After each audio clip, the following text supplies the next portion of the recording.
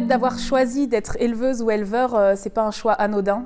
On choisit un territoire donné, on choisit d'avoir des pratiques sur un territoire donné, et nos productions s'adaptent au territoire donné. Et moi, j'ai choisi d'être éleveuse, d'être bergère, parce qu'il y a une histoire, il y a une continuité.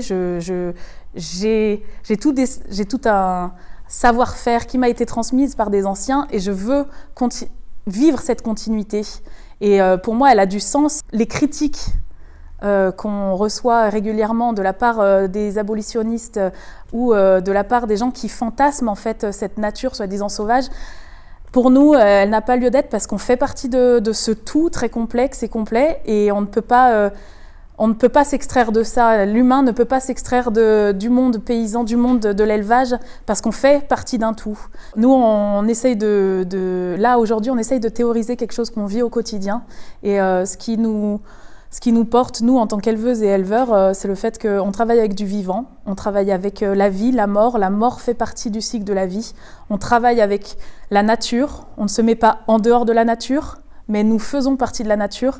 Du coup, on ne clive pas l'humain et la nature, l'humain et l'animal.